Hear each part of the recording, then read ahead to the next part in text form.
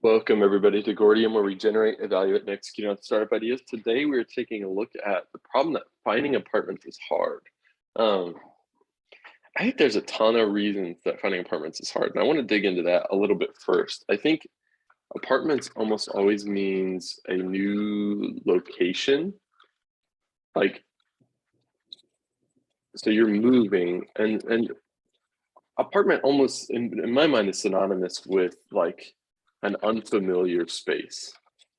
And I'm so curious as to like, how did people find apartment? Like, so for perspective, I just moved to Los Angeles, and my fiance and I had to find an apartment. And I guess a question I have, kind of in light of this, is how did people manage a move like that?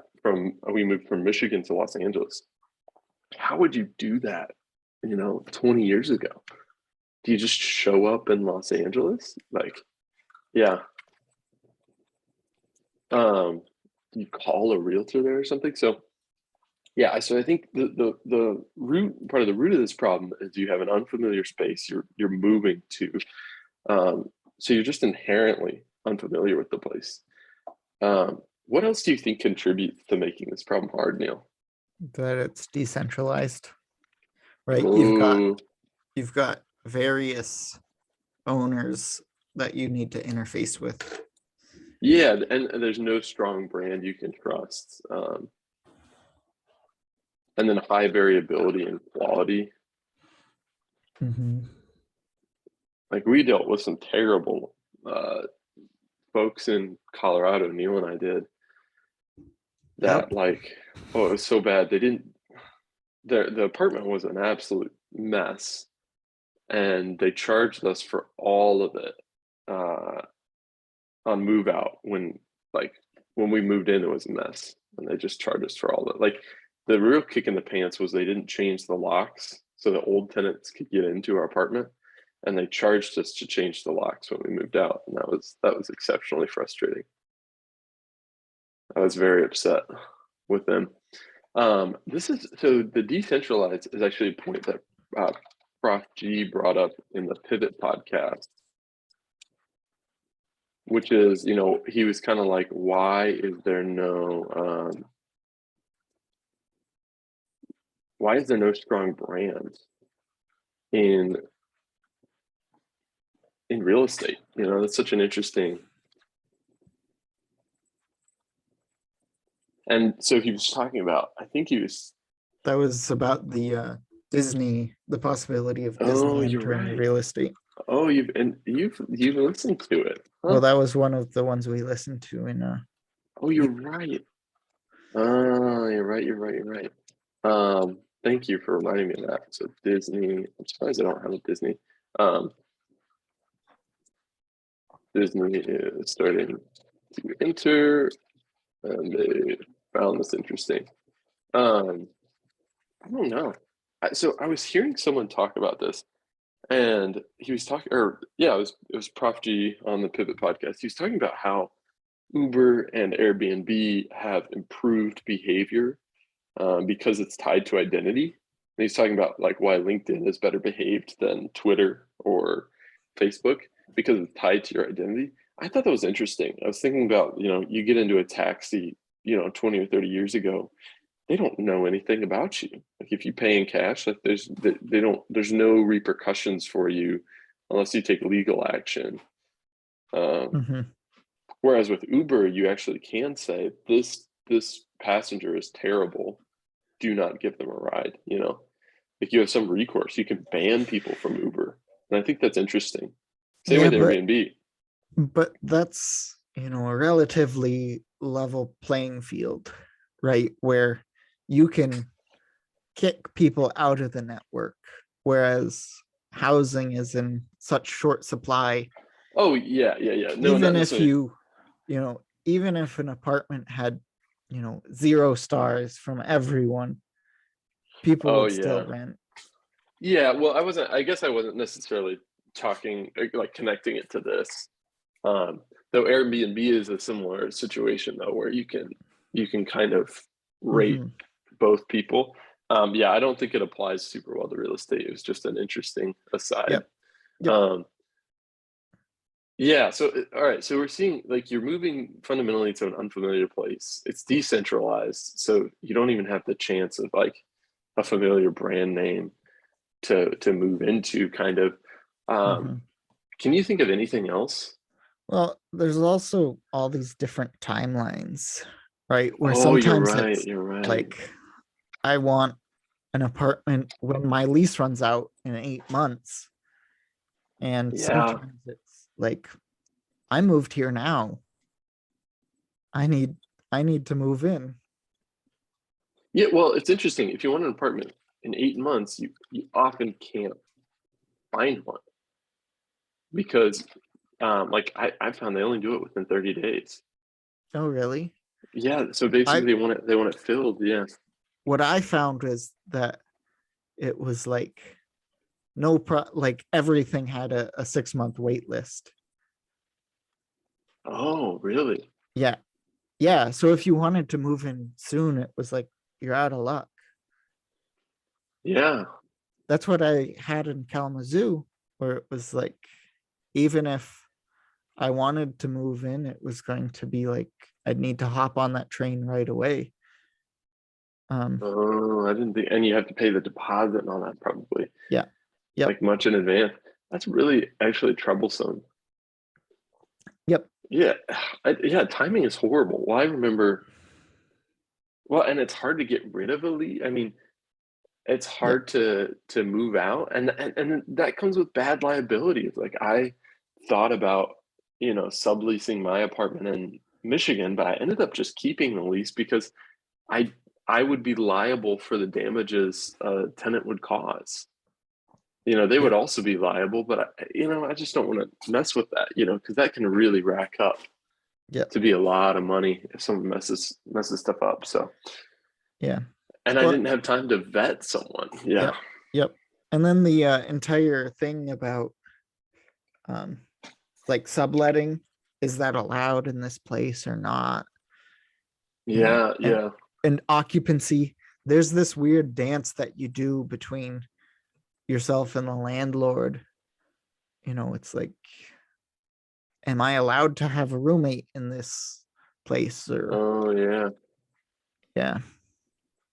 Yeah, occupancy limitations, all these just it's just we've talked about this before. It's actually connects to I think it's the landlords are often predatory. Yep. Like that this just compounds it, you just end up with I think another problem is like there's an asymmetry of power hmm and information because ultimately unless you go visit a place in person, you don't know what it's like. And Yep. the renter does. I mean, yeah, it's just it is kind of a mess, honestly. Well, and then you have prices. I mean, honestly, that's another thing here. It's Oh, just it's freaking expensive they're these days. expensive, and then they've also got all different pricing schemes, Oh, right? you're right. Yeah. Where it's like, oh, this one is, a good deal more, but you don't need to pay for utilities, and you don't need to pay for parking. and Yeah, and then utilities. that other one, it's like, oh, it's so cheap, but then it's like, oh yeah, you need to pay $50 a month for parking, and garbage, and yada yada yada. And it's Well, like, it's the same price. and what I found was super interesting. Well, and then there's all types of configurations. So I pay what I did. I pay the same thing in California as I did in Grand Rapids. And what's interesting about that is that in Grand Rapids, I didn't have in-unit laundry. I didn't have a balcony. I didn't have what else do I have now that I didn't? Um, there's just I didn't Do even you have a have great kitchen. annoying parties outside your window? I did have annoying parties in Grand No, Rapids. do I you? did not Yeah. here. Yeah, Not here. No, I that's a don't. negative Yeah, there. I forgot. Yeah, and so you lose, and but here I don't have an in-unit workout facility or an in like, and so how do you compare? You're most of the time comparing oranges and apples, and the reason I get a lower price here is because I have two roommates, and so it's so hard to compare, you hmm know, and to think about too. It's probably better to live alone than to live with bad roommates, but it's much better, honestly, probably to live with great roommates than it is to live alone. So Yep. how do you start to, um, Yep. yeah, this is just growing more and more disgusting by the minute. Um, yeah. You want to know the So solution? yeah, my one of my solutions with the 4 hour apartment, like there's gotta be some 80/20 kind of tricks, that someone's gotta figure this out. I don't know, maybe they haven't. Yeah. I think the solution is decentralize it. You do size-based zoning, allow all these single-family neighborhoods to move into duplexes, and then you just rent directly from the duplex. And then you're living next to your landlords, and you don't have. Mm. It's more one-to-one, instead of one landlord, having 200 apartments. It's one landlord having one apartment. Yep. I think I need more. How would you write this down as a solution? Because I don't know that size-based zoning is the right wording to capture that. Um, I just kind of heard you say that and well, smashed, I think it button is size, mashed. like the Okay. problem is zoning, right? Oh, so we have up here. There's a zoning problem. Can you help me understand? Because you said this before. Maybe is there an article you could reference? Um, Um, it'd be strong towns. Strong town, maybe just strong town size-based zoning, Yeah. So and then basically, I gotta read more about um, this. right now, our I our areas are zoned, right? So they'll draw on the map. It's like this is single family dwellings. Um, and single family move Oh, into there. like here, right? So you've got a suburban zone, which would be single family zoned. Yep. Is that the idea? Yep. Yeah. And then we have, these like uh Oh, and then multifamily zoning areas, right? So that's why you have apartments all uh, often live together. yeah. Um, whereas if we have like a dynamic size-based zoning, so Mm. basically that would give people the right to turn their single family home into a duplex. You know, you could just easily go to the city and say, I want to add add an extension onto my house, and you have the right to do that. And then, to make up for that money you spent in making the addition, you rent it out. Yeah. So this would then make landlord relationships more one-to-one Yep. and less bad. So here's my question: what prevents? Let's say I'm an investor. I have $100 billion I'm sitting on in a real estate fund. What prevents me from going in and buying a bunch of single-family homes and flipping them into duplexes? You could do that. Like you could go and buy house after house and make them into duplexes. Wouldn't that then create the same problem in that, like, you're gonna have one landlord for lots of people? Yes. But what is easier for, Oh, you're right? It's right. You're much right. easier to buy one building, right? You can't really have multiple landlords with one building. Yeah. Whereas with multiple houses, now we're talking about different like properties. So there's you can facilitate multiple landlords. Yeah. Yeah. Well, this probably ends up being more like Holland. Mhm. Well, Holland is changing though. It was Well, interesting because Holland is yeah, also a different beast because it's a college town.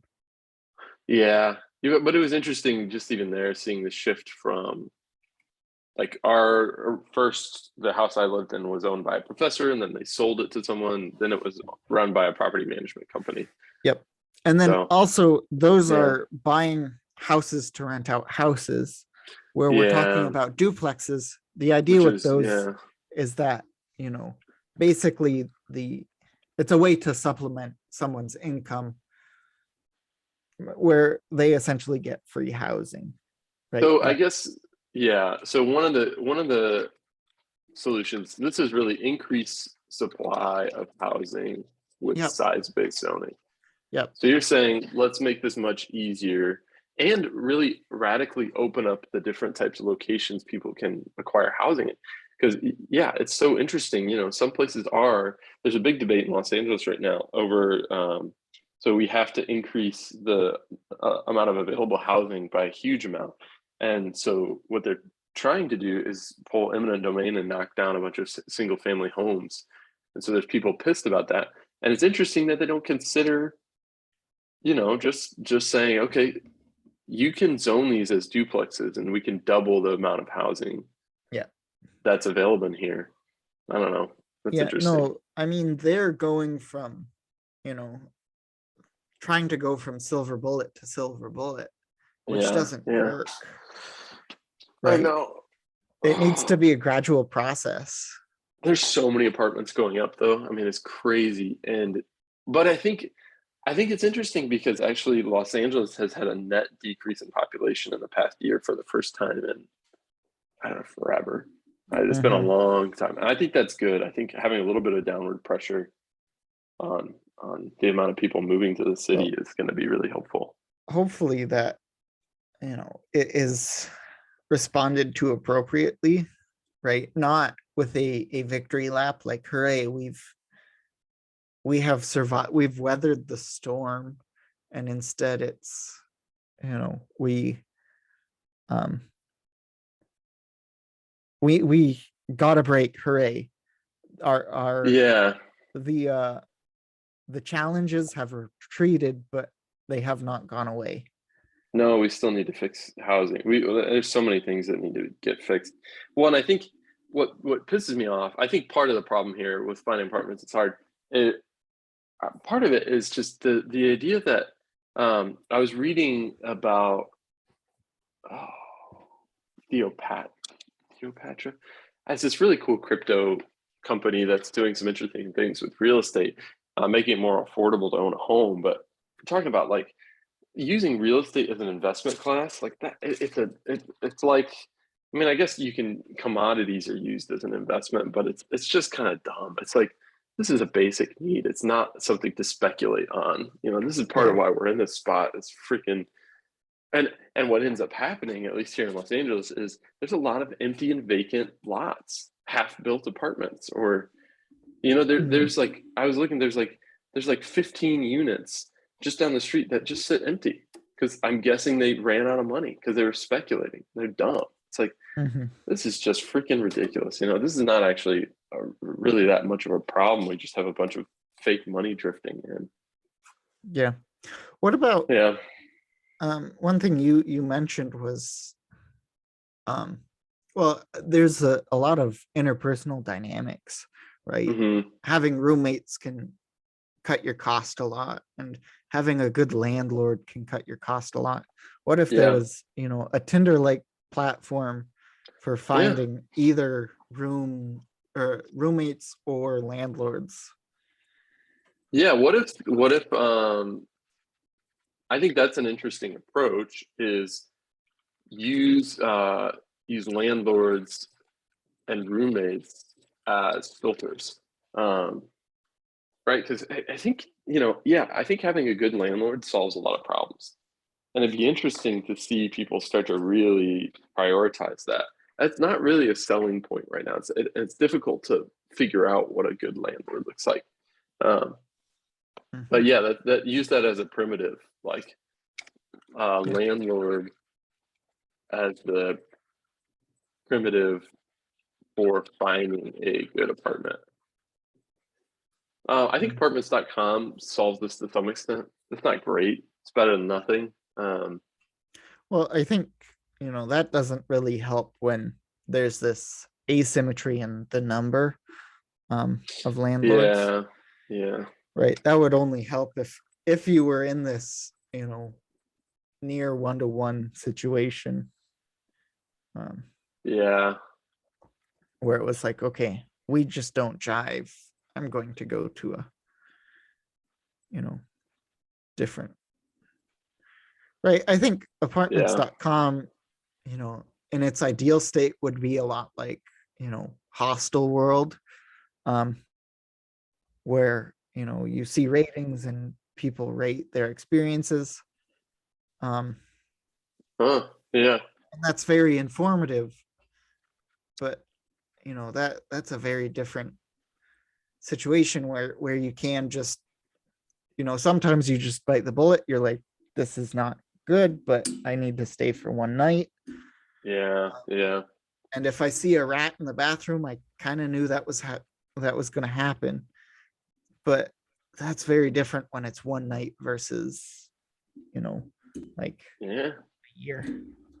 Um, this is interesting. That's interesting. So I think one solution, and we only have a couple minutes left here on our Zoom call.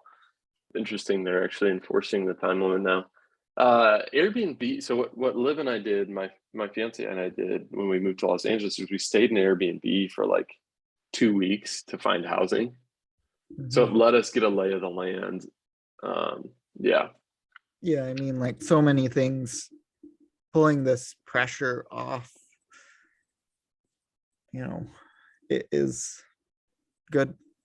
You make more informed decisions when you don't feel pressured.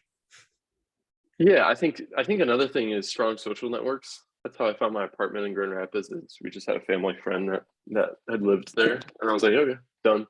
Yeah. Basically, like they didn't have a terrible experience. Cool. And all in all, my experience at Grand Rapids not bad.